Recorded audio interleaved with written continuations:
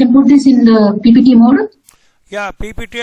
I'm putting the slideshow. Can you put the presentation in PPT? The present slideshow mode. Yeah. Now I put the PPT on slideshow mode. Okay. Are you able to see? Yeah, are you able to see this? Yeah, I can see it. Yeah. So, yeah, I can see it. Next 4 minutes, we'll start the meeting. Okay, fine. I'm ready.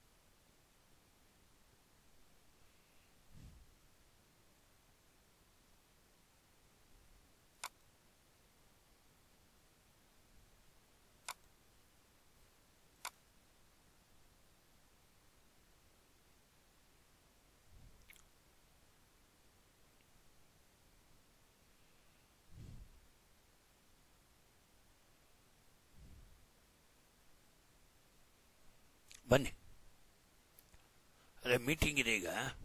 ಪಾಠ ಬನ್ನಿ. ಆರಾಮ?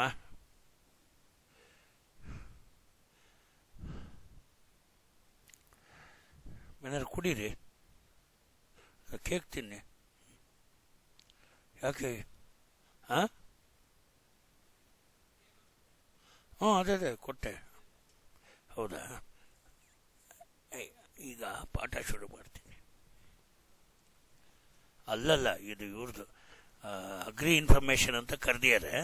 ನಂದೇ ಪಾಠ ಅಲ್ಲ. ಎಲ್ಲೆಲ್ಲೂ ನಾನೇ ನೋಡಿ. ಇದೊಂದು ಹವಾ, ಅದೊಂದು ಹವಾ. ಒಂದು ಕಾಲದಲ್ಲಿ ಸುಮ್ಮನೆ ನಿಲ್ಸೋರು ನಮ್ಮನ್ನೆಲ್ಲ ಎಕ್ಸಿಬಿಷನಲ್ಲಿ ನಿಲ್ಲಿಸಿ.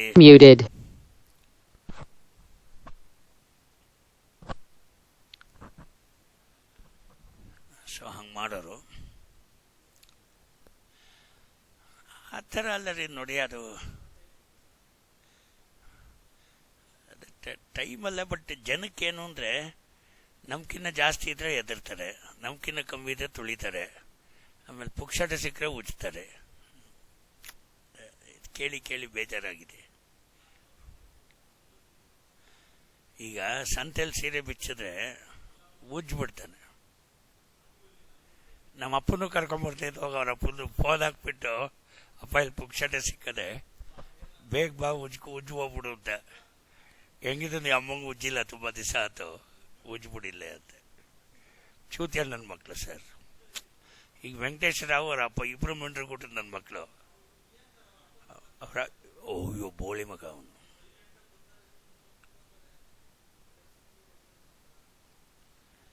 ಇಲ್ಲ, ಅವನು ಚೂತಿಯ ನನ್ನ ಮಗ. ಇಲ್ಲಿ ಕೇಳಿಸ್ಕೊಂಬಿಟ್ಟಾರೆ ಇಲ್ಲಿ. Unmuted. Okay, hello.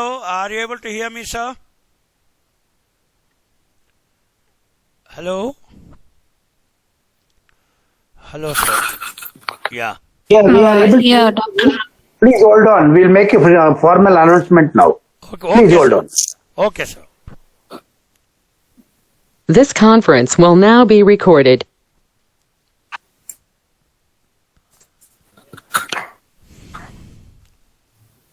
Good afternoon, everyone. I am Rajni Jain. On behalf of agricultureinformation.com, I would like to welcome you all to this online meeting. Please take a moment to review the guidelines for this online meeting posted in the chat window. I now request the moderator, Mr. Lakshmipati, to introduce the speaker and start the meeting. Thank you. Thank you, Ms. Rajini. Good afternoon, everyone. I am Lakshmipati and I will be moderating this meeting. Agricultureinformation.com likes to welcome to this meeting Dr. V.K. Jaya Raghavendra Rao, the Principal Scientist at ICAR IIHR Bangalore, Karnataka.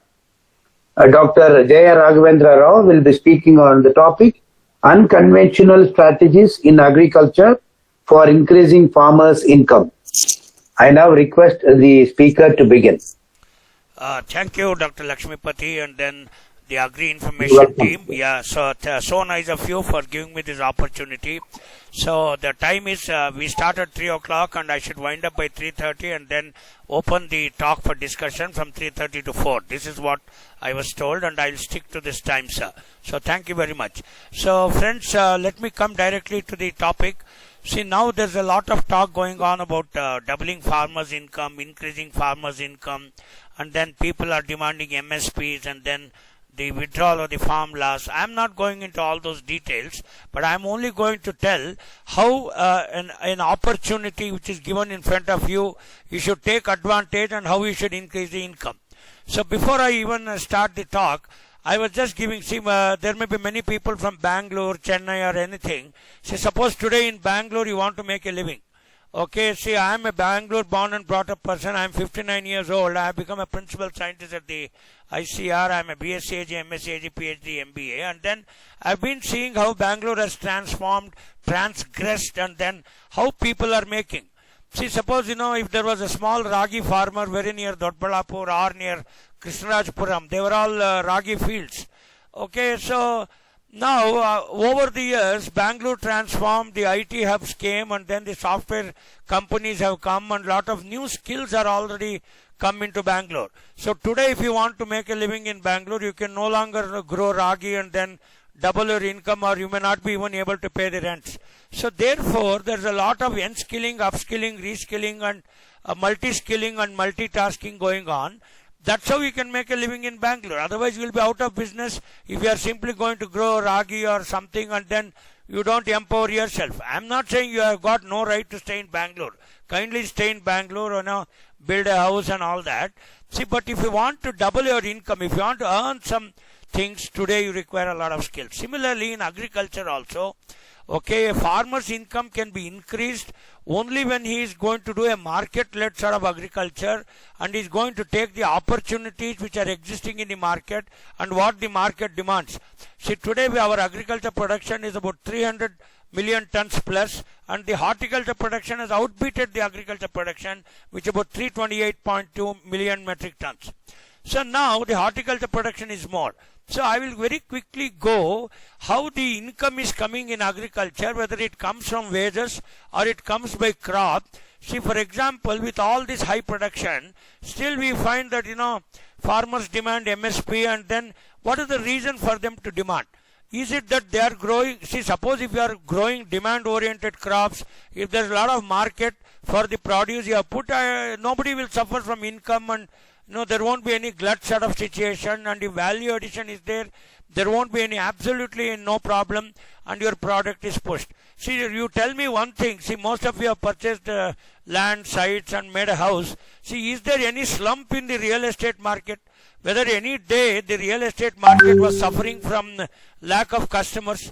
Always it is, definitely it is a seller's market and not definitely a buyer's market. See, for example, agriculture on the other hand is a buyer's market because there is a lot of produce in the things. See, the same tomato which touched about 120 rupees very recently, in the Kharif season, after the rainy season when a lot of production is there, there will be enormous amount of glut and even people are not ready to pay 2 rupees and things like that. So now we will go to the paradoxical situation, why such a thing is happening and how always to stay in demand. See, now, for example, if you are a film star, see, gone are those days when, people came from the drama background and then, they could do one or two different tasks. But today, suppose you want to become a hero in a movie, you should be a financier, you should be a producer, you should be a very good dancer, you should know, how to play music, you should know different steps, and you require multitask, multi-skilling sort of things to become successful as a hero. And you should also be a very good distributor. You should, like that Joseph Vijay, that Tamil person, he buys the copyright of these movies and he also puts his hand in distribution rights, and he is number one as far as money is concerned in the Tamil film industry today. So, if at all, not only as Joseph Vijay, if you want to be a good hero, it's not alone necessary that you should have good acting. You should also have this other skills to make good money in the movies. So, very quickly we'll go. That's my address. Already they have shared you my mobile number and my Gmail number. You can always contact me. Okay, and then we will quickly go. This is about my address and all the email. You can always be in touch with me. I told you basically I'm an agriculture person. I'm a BSc AG, MSc Agriculture Extension, PhD from IRA New Delhi, and I hold an MBA from IGNOU. And then I become a principal scientist at the ICR. I belong to the ARS 1990 batch.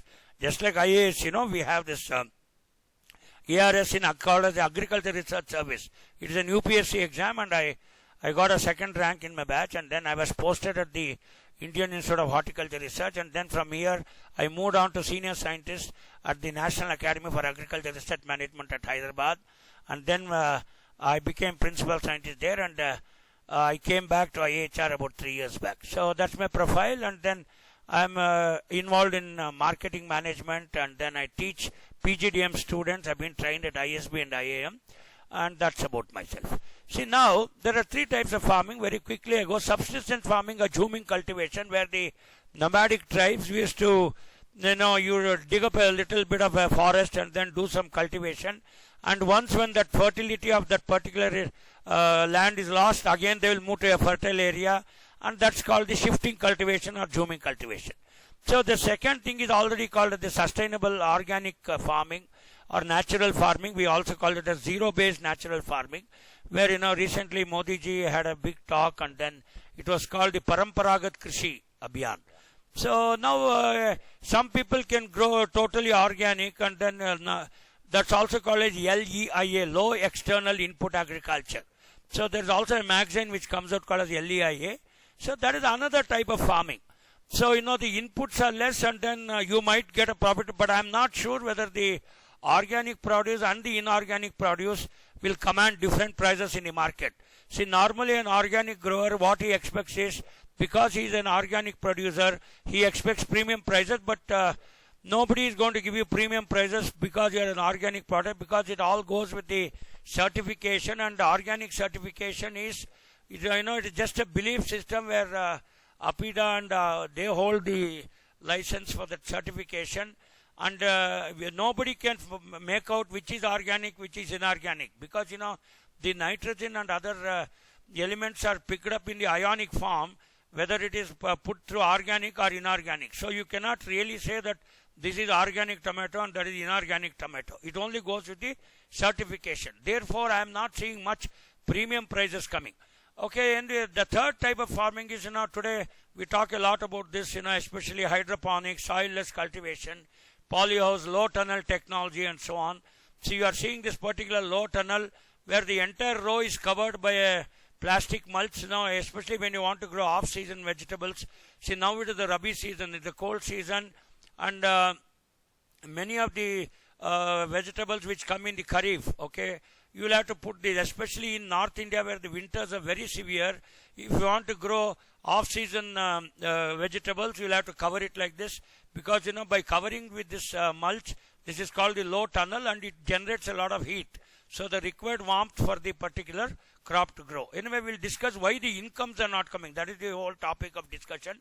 So these are the different types of farming.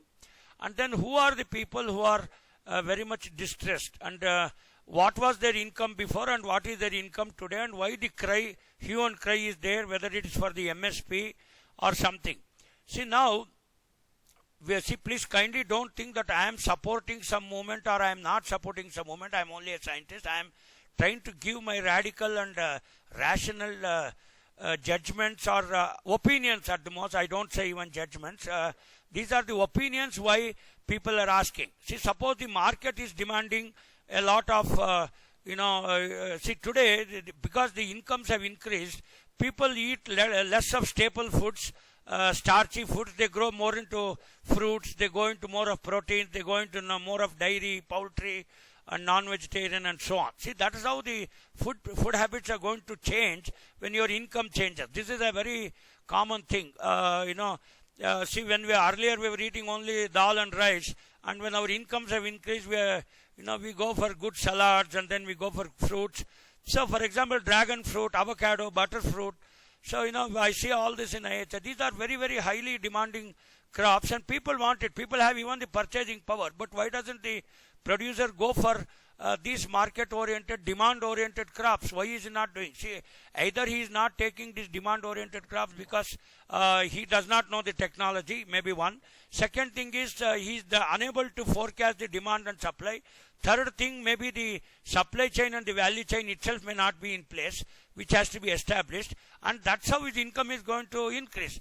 See, suppose in a city like Bangalore, see, if people are demanding more of idli and vada, and you end up opening a non-vegetarian hotel where much demand is not there, so you will end up as a failure. So, or if you create 1,000 idlis per day where the demand forecasted is only 100 idlis to be sold in 1 hour or 2 hours, so you will end up having a lot of idlis without selling it. So that is not a break-even point. Any simple management student will tell you, not a professor like me, that you have to get a break-even in any of your business. That means break-even is a point where you recover your fixed cost, and whatever little you have put the money, you should get it back. I'll give an example. I used to give it to my students as well. So suppose you buy 3 bananas for 2 rupees each. So you have invested 6 rupees. So I used to ask my students how many bananas you should sell to achieve the break-even point. So these fellows used to simply waste my time and their time, and ultimately many people come out with different answers. See, the actual answer is, suppose if you keep 1 rupee profit, I was telling the students, so that means 3 bananas should give you 9 rupees. So that means 9 rupees is a very, very optimistic and ideal situation. But for getting a break even, I have invested 6 rupees for 3 bananas. So therefore, I can sell 2 bananas for 3 rupees each and eat the other rest of the 1 banana. I achieve break even point, and I also have the satisfaction of eating 1 banana.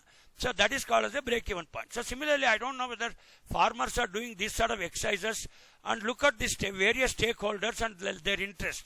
So see, I may be a farmer, I may be a cultivator. See, it doesn't mean that, every time I can make a hue and cry. See, what is required is not only by the research institute, the farmers organization, the farmer producer organization, you have to position your company or yourself and your farming as a business, and farming should be seen more as a business rather than as a culture. See, of course, we say agriculture has got culture in it. See, people are not cultivating here just for passion. See, I may have a lot of passion for singing. Whether by singing, somebody saw the keyboard behind me. Yesterday, Dhanlakshmi was asking, "Sir, do you play the keyboard?" Yes, I play the keyboard, but that is not my livelihood. So I only play it as a passion. So my livelihood comes from giving lectures, and I am a professor. I have to do teaching, research, and extension, and that is where my livelihood comes. So that is my basic interest. So therefore, agriculture should be viewed as a business. See, farmers are interested in highest possible returns from the sale of their produce. See, you continuously grow rice or wheat, and you are expecting maximum MSP they can give, and the governments are also very gracious and kind enough. They have at least agreed to purchase it. See, suppose if the farm laws were not withdrawn, so you have to end up only with the demand and supply. You have to sell your excess surplus rice and wheat somewhere. See, how much of rice and wheat can we absorb? See, people are demanding more of poultry. They are demanding more of dairy products. They are demanding dragon fruit, avocado, high value, especially biofortified crops, biofortified vegetables, biofortified, it's all today in the NSA, nutrition sensitive agriculture. So people are demanding these things, but you end up producing only rice and wheat, and then you are there on the other end, and then you are forcing. It's all right. See, that's all very political, or that's the will and wish of people. So what is the stakeholders' interest? So maximum price they want, unlimited quality, irrespective of quality, they want the MSP. It is something like, I may have a very mediocre degrees, and I may not have very good marks in my PhD or in my entrance exam, but still I want to become the professor of ICR, or I want to become a professor at IAM, or I want to become a professor at Caltech. So, so everybody expects a very high price for whatever they grow. Consumers, on the other hand, They want highest food value, they want nutritive sensitive, they want fortified foods at the lowest possible price. Because today, with all this imports we are doing, you go to any supermarket, you get avocados, you get dragon fruits, you get apples from US. Oh my God, you get pistachio nuts. See, today the world is a market. Come on.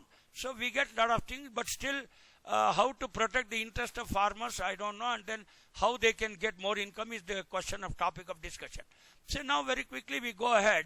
The middlemen want to earn the greatest profit. So middlemen cannot earn. Middlemen are the best examples, and they are earning more profits. Okay, because that's why they wanted to abolish the APMC, but it did not take off. Bihar does not have APMC, Mizoram does not have APMC, Kerala does not have APMC.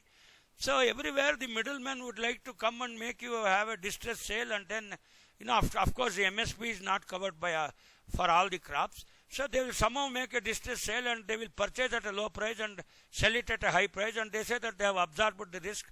I am not in favor of either the middleman or the farmer, but somehow the farmer ends up losing the profit. So the FPOs came in a very big way, Farmer Producer Organization, and then everybody talked, we'll bring new farm laws, we'll abolish APMC, we will do direct marketing. Many mobile apps have also come.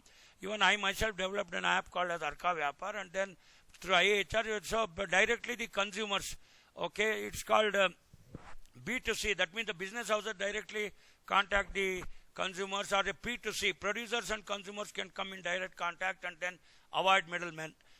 This is also not taking, and that's one reason why their incomes could not be increased. So direct marketing is an answer for increasing the income. The governments want to be very consistent to macroeconomic policies. They want equitable distribution. So they say, why MSP only for one or two states? Why Haryana and Punjab? Why not the others? For example, the eastern part of India, the farmers, they are the people who get very less subsidies, and they are not able to access the government schemes and all that. So they want low pollution, employment, all those things government wants. That is their interest.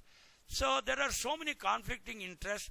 The farmer wants to produce whatever he is producing, maybe rice and wheat, and does not want to diversify into dragon fruit, avocado, or poultry, or high demanding crops. And at the same time, the middleman would like to make a distress sale by the farmers, and he wants to reduce the income, and he wants to enjoy. So with all these conflicting interests, what are the way out? So each player thinks of his own interests, and these are all short-run perspectives, but in the long run, no player can survive without others. So that means the middleman is also required, the farmer is definitely required, and we say, what is the consumer share in the rupee? So see, the advanced estimates, many of my economic friends, and in fact, I'll be showing some data here. So in fact, Dr. P.K. Joshi, I worked with Dr. P.K. Joshi, he was our NARM director earlier, I also worked there. And then I'll show some of the interesting findings. See, normally 72 paise, that means 72 paise of the consumer share of the rupee should go to the producer. But today, if you see the value chain, the middleman and the aggregator and the value adder, okay, the packing, the branding and the marketing, Pepsi, Monaco, whatever, they get more money, and farmer does not get 72 paise of the consumer share of the rupee. So therefore, we say that his income has to be increased.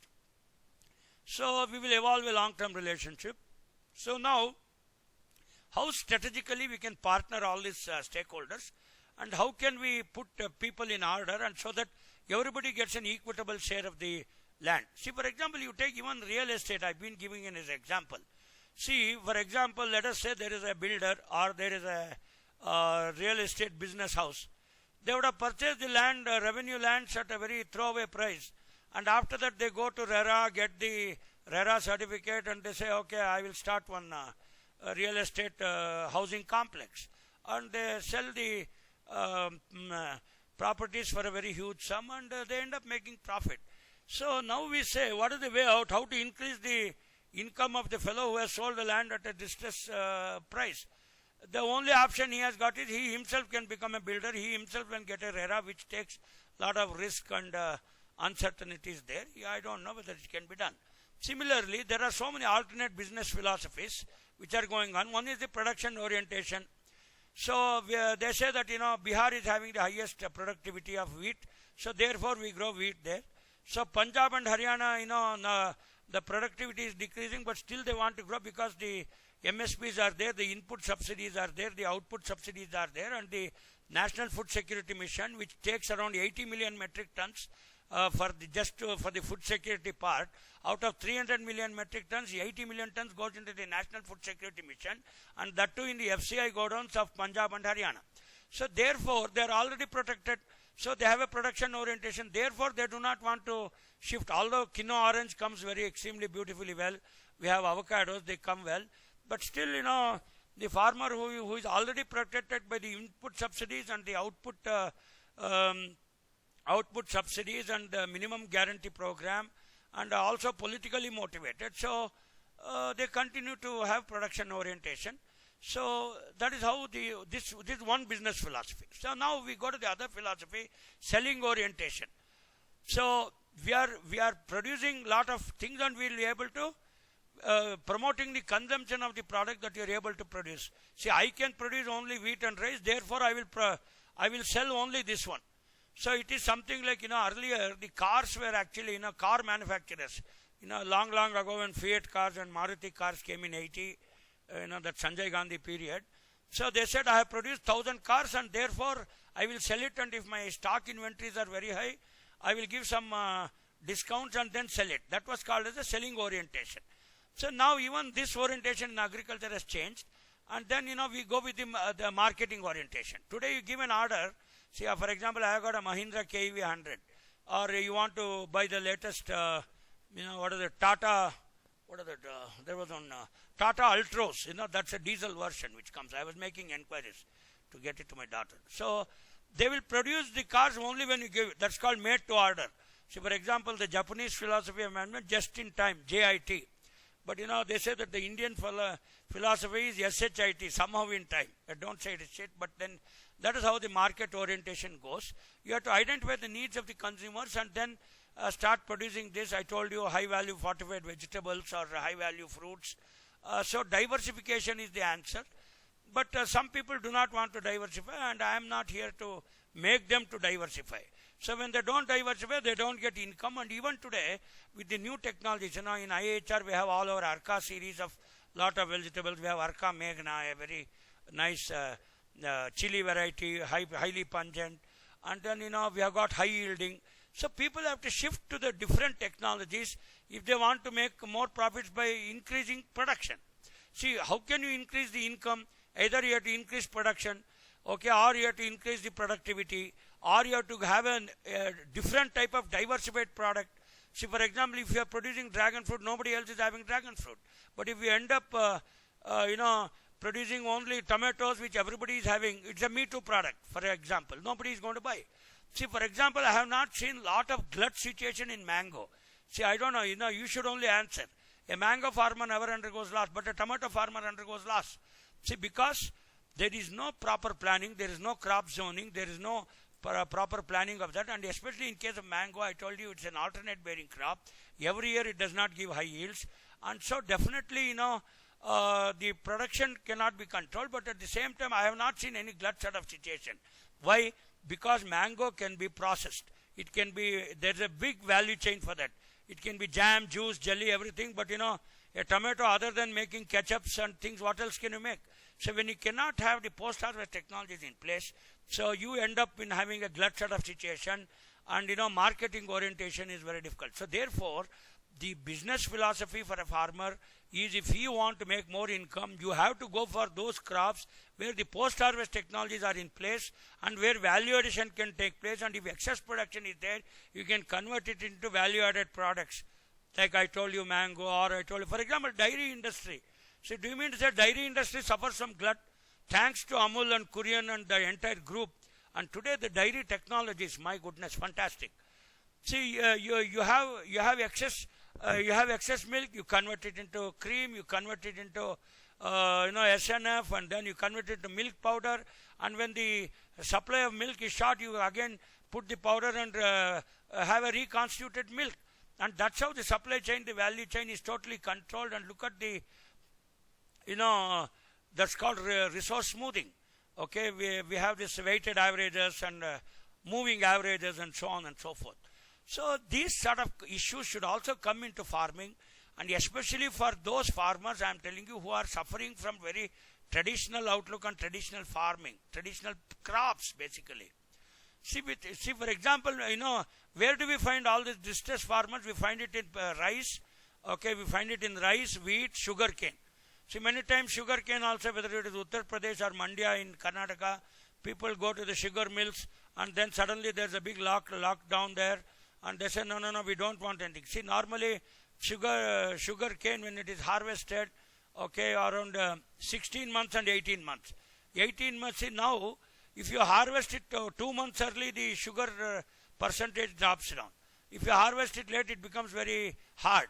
See, normally a 10%, 10-degree bricks of sugar is very ideal for processing sugar cane. So you should keep all this. Otherwise, even with low quality sugar cane, you can go in for jaggery production, and that is in your control. But jaggery, all said and done with all organic and all that, it does not fetch you. See, somewhere here and there, the prices are not streamlined. So that is the problem in jaggery. See, many times people talk of organic. See, I have also conducted so many case studies, and then maybe in one of my next publications, I will be writing on zero-based natural farming, where I have conducted a case study, and then I have tried to prove that how much of cow dung is required as compared to the inorganic farming. Anyway, that's an analysis. So people, if you want income increases, you have to go for the market orientation, and then you can have big profits by either diversification or a new crop. And you should have novel. You cannot have only, these sort of products. See, look at this. See, now, what is the average income of a farmer? See, Jammu and Kashmir, the average income is 12,683. See, these are all monthly income in households per agriculture household they have calculated here. So, on an all India basis, the farmer's income is only 6,500, 6,426 rupees. Why does the Jammu and Kashmir farmer get 12,683? Because they have, akhroat, they have got saffron, they have got so many very high value crop production and marketing. This is only from the production side I am taking. So therefore, what I want to tell in this particular slide is, because time is short, okay, time is running out. So therefore, if you go for high value crops, your income will obviously be very high. See now, what are the sources of income? See, 39% come from wage, and the livestock can also contribute more. See, now we don't want, okay, the non-farm business, farmers don't do non-farm. Non-farm business means going into marketing sectors, establishing the supply chain, value chain, like a milk grid, you have a vegetable grid. Safal came out with some models. But what we are saying is, the farmers themselves are not going into some of these non-farm business sectors. Aggregators, they can play the role of aggregators, marketers. They can also play the role of middlemen. Okay, why you want another? So, see, even today the middleman is also a farmer. Here you is playing the different roles. When you play different roles, the chances of that your income is going to increase is very high. So either increase productivity, or you should use your resources where total factor productivity is high. I'll show you what is total factor productivity. So today we say that instead of growing ragi in and around Bangalore, you convert it into layout and estates and sites and sell it as 30-40 sites, and in that particular resource use efficiency, the total factor productivity is high. So these are all simple economics, and I don't want to explain economics here because the topic is about how to increase the income. So either then you increase cropping intensity. Okay, you are growing the same crop, you don't want to diversify the crop. So grow it 3 times in a year, Kharif, Rabi and summer. So make your cropping intensity maximum 300%. So you can increase income. So diversification towards high value crops. I already told you avocado, dragon fruit and all that. Then precision farming, I told you this low tunnel technology where growing off season vegetables. So for example, we say the cold crops or broccoli and all, they come in the cold season. So if you have a poly house, if you can control the environment, and if broccoli is in very high demand, so you want to produce broccoli in summer. Okay, or for example, people were asking why the bhindi prices have become 100 rupees. See, bhindi being a malvaceous crop, belong to the cotton family, is a warm loving crop. So it may not come up so well in the cold season, and definitely it is affected by the yellowing mosaic virus. So therefore you want to, if you want to grow bhindi in winter, it is an off-season crop. So you can think like that. So you have to somehow grow, and there's very high demand for bhindi. Just 2-3 days back, my friends were saying, Doctor Saab, 100 rupees ho gaya, Bendi, what, how to eat? I said, come on, yeah, this is the economics and this is the agronomy part of it, you have to grow that. So now, shifting cultivators from farm to non-farm occupation. Now, what is non-farm occupation? Have an agriculture warehouse, have established a cold chain, okay, go into agriculture marketing, output marketing, aggregation, simple value addition, processing. Okay, processing is very, at least, even if you do efficient handling and storage, you can earn more income. Even this, see, agriculture is not simply producing and throwing it in front of Vidhan Saudha and saying that I did not get rate and then making a farmer's strike. See, that I don't know whether that's political or reasonable. I am not commenting on those things. I am only commenting on the technical part. So improvement in terms of trade for farmers are real prices received by farmer. See, if the middleman is, see, suppose, today Bhendi is 100 rupees. So how much you would have purchased at the farm? 20 rupees, not more than 20 rupees. So rest 80 rupees, who has eaten? I don't know in the end whether any value addition is there. It is the same lady's finger only, same Bhendi only. There is no much value addition.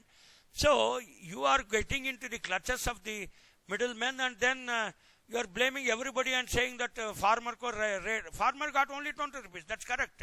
See, it happened once upon a time even in Red Gram. See, Red Gram has now become 180 rupees. You know how much they purchase at the farm gate? Farm gate they purchase it at 40 rupees. When the Red Gram is, tur dal is about 180 rupees. So what happened to 40 minus 180? What happened to the rest 120 rupees? People with $1 million question. Whether really value addition is taking place. See, just like real estate, the land value is only high because not that somebody has added any value to the land. The demand is continuously increasing, and he was able to invest some land at a low price, and he is holding that land for 6 months or 1 year, and he is doing resale. That's how people are becoming very rich. And then they do Lakshmi Puja. They say, oh, no, Lakshmi ji is very gracious enough and I have become rich because of doing Lakshmi Puja in Diwali. That's all bullshit, he does not become rich by that. He is holding that particular thing, and because of the middlemen and the that's called the spurious supply chain and spurious value chain. A value chain itself does not add any value, but simply there are a lot of people in the value chain and they are taking money, and that's how farmer is not getting the income. So now, what are the strategies? So one is already MSPs, the governments have guaranteed. Irrigation infrastructure, for example, the Agri Infrastructure Fund has come. In the Atmanirbhar Krishi, we are also doing DPRs for them. So we'll be doing it in Northeast. So when all these agri infrastructure, Gramin Bhandaran, some little warehouse, you can keep your produce at least for 3-4 months. So you can avoid distress sale, and that's how one way of increasing the cropping intensity. I told you Kharif, Rabi, summer, make it 300%. Variety of crop diversification has already been covered. So better seeds, I told you there are very good vegetable, very like Arka Rakshak tomato. It's a very hard and good keeping quality. It can have withstand even long distance marketing. So good agriculture management, availability of nutrients. See, a lot of micronutrient deficiencies, this fortification. So I'm not saying biofortification by breeding alone.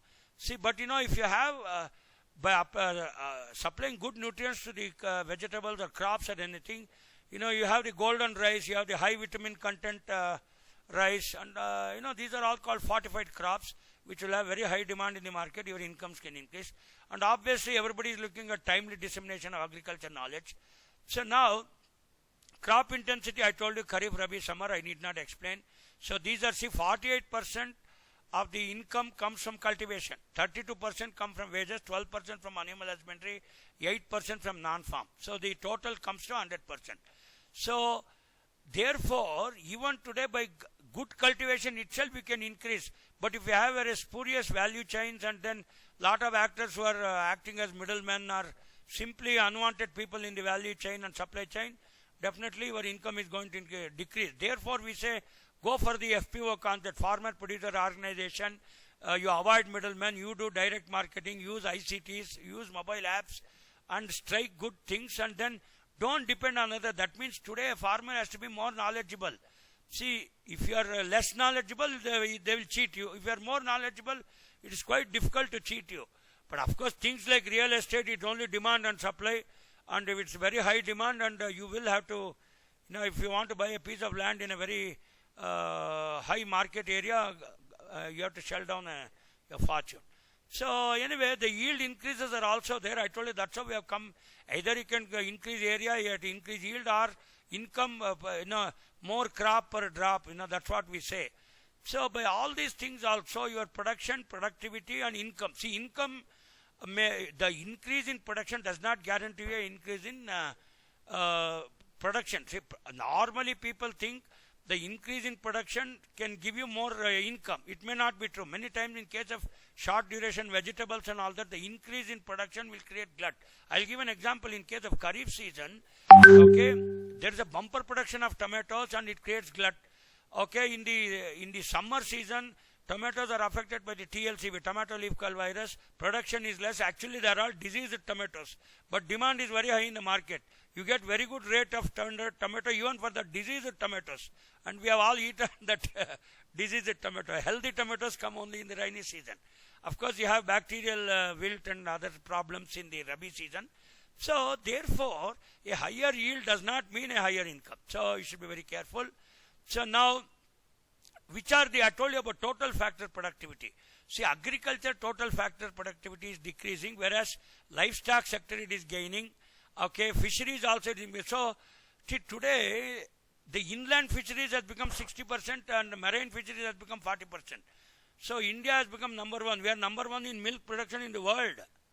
Oh my God, that because of all this total factor productivity, investments in research, okay, production, extension has to be in these fields. See, come on, I will challenge. You can come down to IIHR. I will give you dragon fruit seedlings. I will get you avocado seedlings. Nobody has seen these crops here. You cultivate it. See, if you don't get a very good income in the next 2-3 years, you can call Dr. V.K. Jayaraghavendra and then take my name. You will actually make a statue of mine. So what I am saying is, when you diversify, also you diversify intelligently. That's what is required. So paddy after paddy, wheat after wheat, only politically you will gain, but economically and technically you don't gain. So now we'll see, look at this horticulture. I told you it has become 330 million tons. It has surpassed. See, today I find lot of vegetables in Bangalore. Every day we are just flooded with vegetables.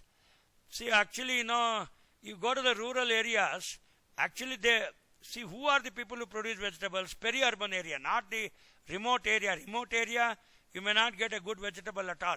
Or don't think just because you produce, see, unless you have a kitchen garden or a nutritive sensitive garden in midday meal scheme for the schools, you may not eat vegetables. But at least in Bangalore, I think all of you are lucky and we are all lucky. We are flooded with vegetables. Except, these seasonal changes, this 100 rupees bindi, it may not be permanent. It's a very temporary phenomena and it will reduce. See, overall, on an average, I was seeing the vegetable prices, 20 rupees anything per kilo is a good vegetable price. Whatever they may buy. Say, about 6-7 months back, so my wife used to say, don't bring vegetables from your institute and take all the trouble. I get all the vegetables on an average for 20 rupees a kilo. You name any vegetable, I get it. So, like that, that is called as price smoothening. I think my management students will tell you more about it. So, on an average, just like the milk, see, milk prices don't fluctuate because you have a national milk grid and all that. So, even in case of vegetables, by crop zoning and these sort of, ODOP or one district, one product, whatever it is, you have to establish a very good supply chain and a value chain and see that, the supply of vegetables is almost even. See, suddenly when, especially Bangalore, the market is somewhat, we are flooded by Malur and we are flooded by Hosur, Tamil Nadu on the other side, up to Coimbatore. This is our watershed where all these vegetables come, and Bangalore is the nearest place. So, if a lot of vegetables also, Coimbatore also produces a lot of vegetables. It's after all only one intercity express. So, when a lot of vegetables come here, the gluts can be created. So, now it is left for the marketing agencies and the market policy makers how they will avoid the entry and exit and avoid the glut sort of situation, how APMC can come into the picture. We have a separate APMC for fruits and vegetables. There is one very near my house, which is at Nagasandra. I stay near Hesarghatta main road. So, there are people are doing it, and that's how the rates can be smoothened for them. So the overall growth, look at this particular graph. The overall growth says in the 80s, the prices were not fluctuating. Okay. See now, again, the prices will fluctuate when the overall growth is almost constant. See, the area is, see, the blue is the area. Area, there is not much difference. Okay.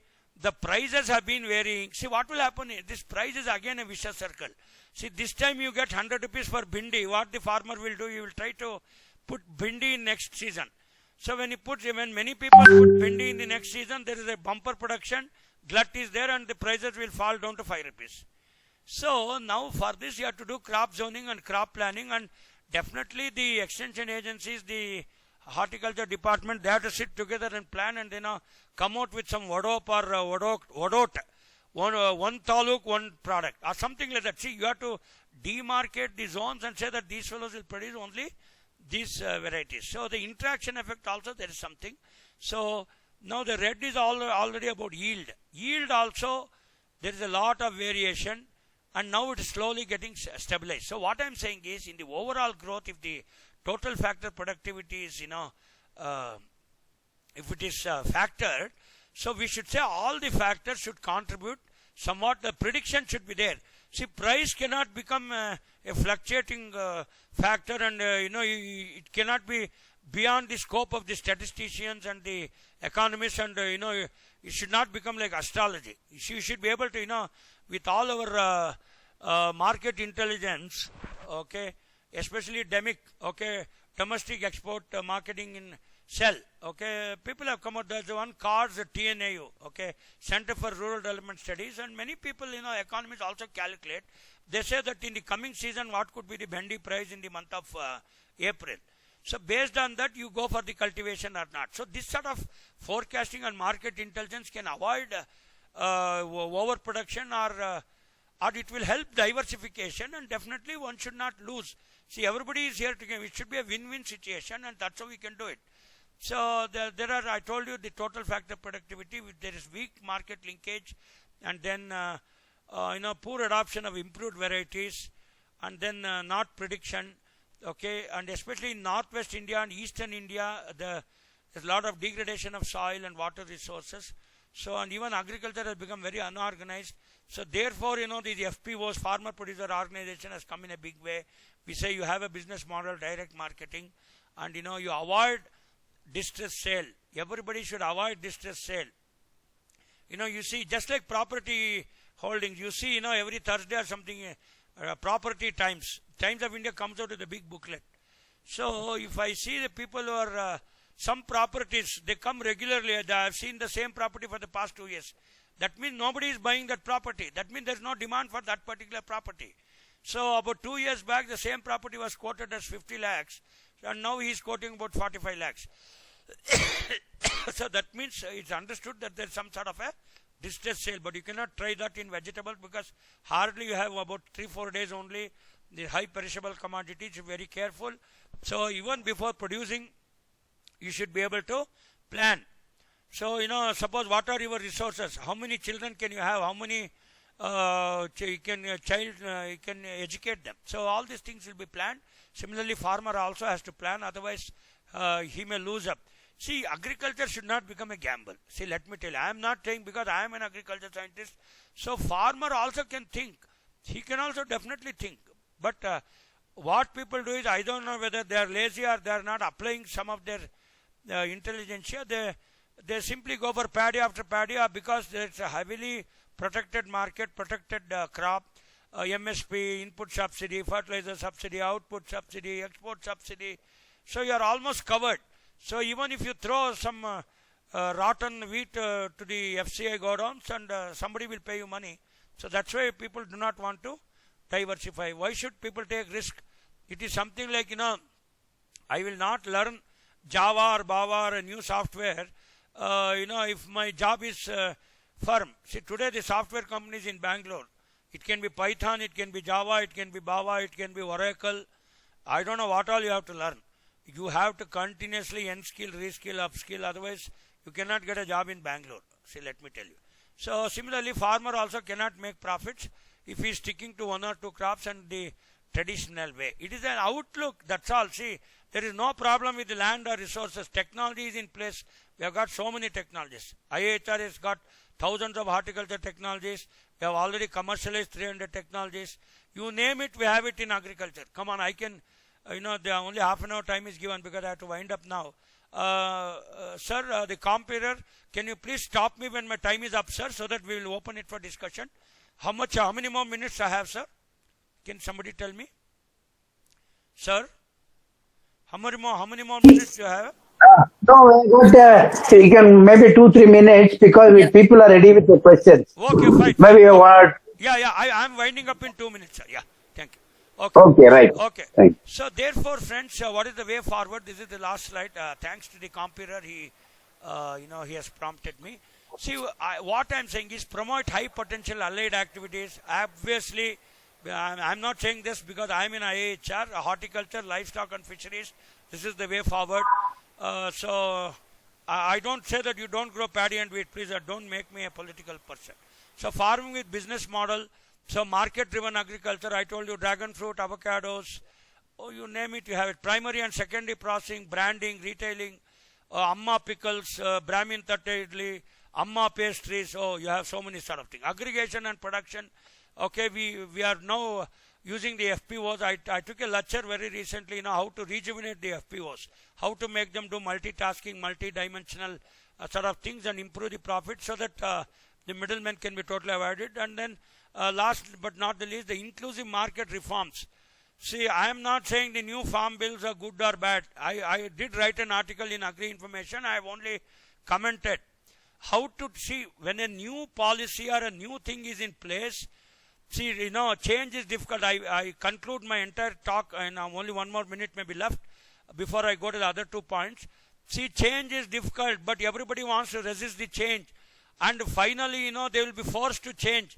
That's why, H.L. Neary, one of the very great philosophers, told, so don't resist change because you require 3 times the energy. Because one thing is, one energy you will resist the change. Second energy you have to overcome the resistance. And third energy you have to change.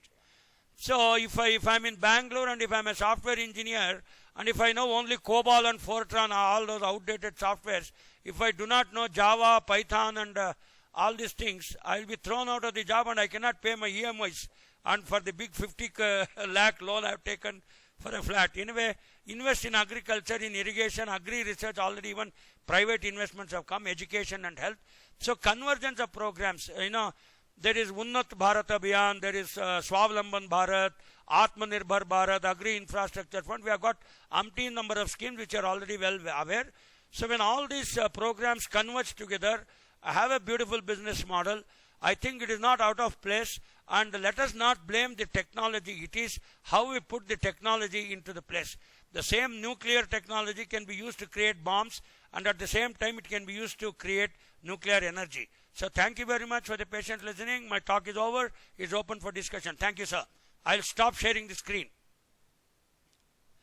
Thank you, Dr. J. Raghavendra Rao, for an excellent and the talk was quite interesting and the presentation too. I now request the participants to ask their questions. We'll also be posting the speaker's contact details in the chat window. Yeah. Now, over to the participants for questions. Yes, sir. How do I stop sharing the screen?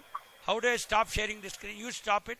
You can click again on the share button, share button. Where is that?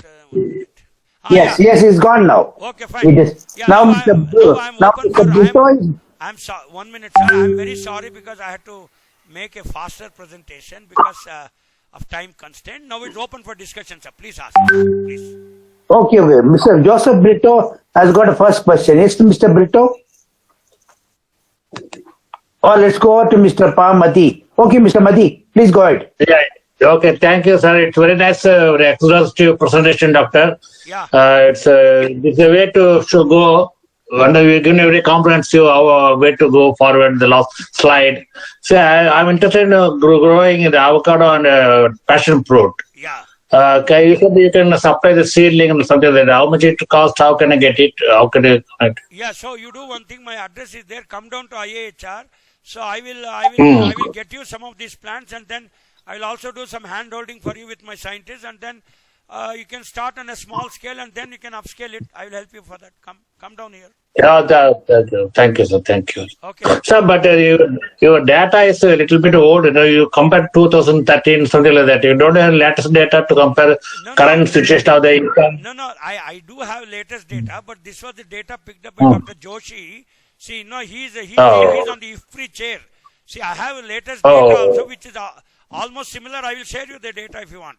See, because the International Food Policy Research Institute and the director, Dr. P.K. Joshi, was my director at NAM. So, and then, I have taken, because that's a very authentic one, and these are the people, especially, Birthal Saab and then Ramesh Chand Saab. See, these are the people who work on this total factor productivity. They are all our senior colleagues. So, I picked up the data. I'll give you the latest one. No issues. Yeah. Okay. So, what about the future of the FBO, sir? It's a central government supported and they have very separate rules and regulations coming, and they're going, giving some equity grants, something like that. Yeah. So, what do you think about the FBO? Yeah. It will be a success story? Yeah. See, for example, I'll give, I am a consultant for one of the companies at Nagaland where we are working on the Agri Infrastructure Fund. So, where you will get a loan of 2 crores for a 3% rate of interest with 2-year moratorium period and 5 years installment. So now you can create a small Gramin Bhandaran or a small agri infrastructure for processing and a small things so that you can do value addition. See, most of the income increase is coming by value addition, not just by handling and storage. You have to go in for some sort of processing. So you can take support of some of these schemes and get yourself financed from the lead banks of that particular district, and state-wise allocation is there. You can take use of it. I can help you for that. Yeah. Okay. Thank you. I will come back to you, sir. Thank you. Okay, sir. Thank you, Mr. Brito, to ask the next question. Mr. Brito. Thank you, Mr. Lakshmipati. Thank you, Mr. Lakshmipati. You're welcome. No, but Thank you, Doctor. Dr. Brito is muted. Yeah, we have to answer. No. There's one Okay. more. His mic is on. So, okay, go ahead, Mr. Brito. Okay. Thank you, Dr. Jaya Raghavendra Rao. Yeah. Very nice presentation. Fantastic, I should say. And Okay. great ideas which are practical also. That's more important. See, in case of tomato, staggered sowing saves the farmer a lot of headaches. So you can stagger it weekly basis. So that's one way. And secondly, I think IHR must be having some very good hard skin varieties also of tomatoes, which can be. We have Arka Rakshak. Arka Rakshak. Okay. Thank you. Of course, you've got so many good varieties of other vegetables and avocados and things like that. It's a great institute. We will meet you sometime, definitely. Thank you, Dr. Rao. You please come down. My mobile is shared with you. I will take you around and then put Yes. the correct scientist. Yeah, I'll do that. Yes. Thank you. Thank you. Next question, please. Next question, Mr. Mohan. Do you have any question, please? Mr. Mohan? No, thanks, sir. You have? Oh, okay. He's not having. Mr. Saurav Patra, do you have any question? What about Mr. Jayaraman? Mr. Nayan Mahanti? Ms. Bachana?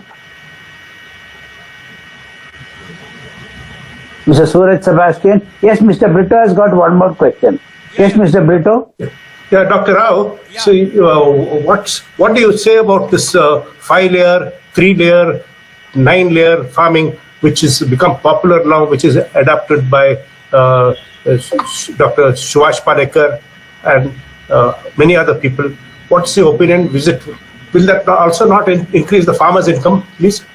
No. See, what this 6-year, 9-year farming you are telling, am I right? No. 3-layer, 6-layer. Yeah. That means. Yeah. I'll tell you. That's called multi-terrace or multi-layered farming. So Yeah. What they do is. Exactly. Yeah. I will tell you an example. See, for example, you have fisheries in the very bottom layer. It's a pond actually. Yes. Fisheries on top of that you have a poultry. On top of the poultry you have something else. Let us say this is a multi-layered farming. See, very carefully you have to calculate and put it. See, for example, the poultry droppings directly, if it is put in the fish pond, it's a highly toxic. See, because that poultry droppings has to undergo anaerobic respiration, and then only it becomes a good food for the fishes. Because the nitrifying bacteria has to detoxify that, and then only fishes will feed and fishes will grow. So very carefully you can see, that means what you are talking is a bioresource flow which takes place on the multi-layers. The output of the cow dung is an output, okay, of the cattle that can be put into the pond.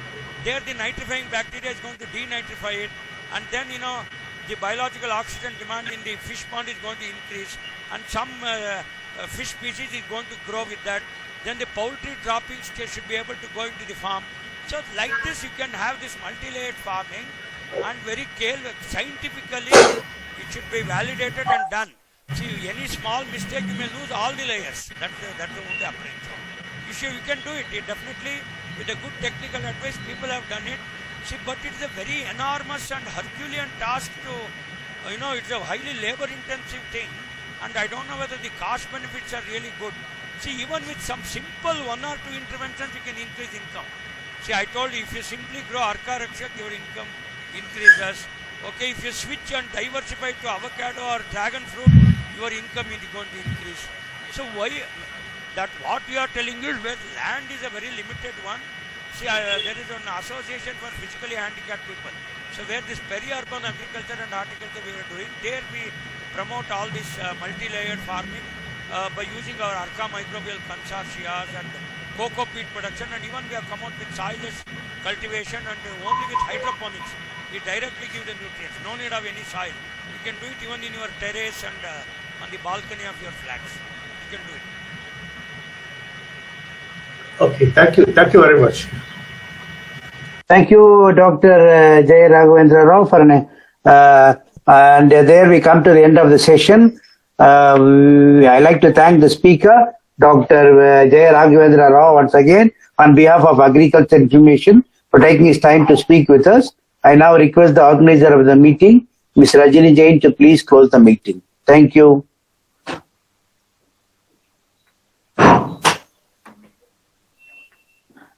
Yeah, Rajini Jain, ma'am. Yeah.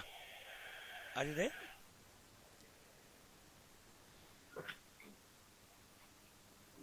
Okay, Rajini ma'am, are you not there? Rajini? Rajini ji, आप नहीं है क्या? नहीं. Okay, anyway, wait for my next article. I will be writing on natural farming. I have conducted a case study. I got a lot of data on that. I was just structuring that article. So maybe I will submit it by next month. New Year में आ जाएगा. Okay, thank you so much. And Agriculture Information thanks all the participants and the speaker.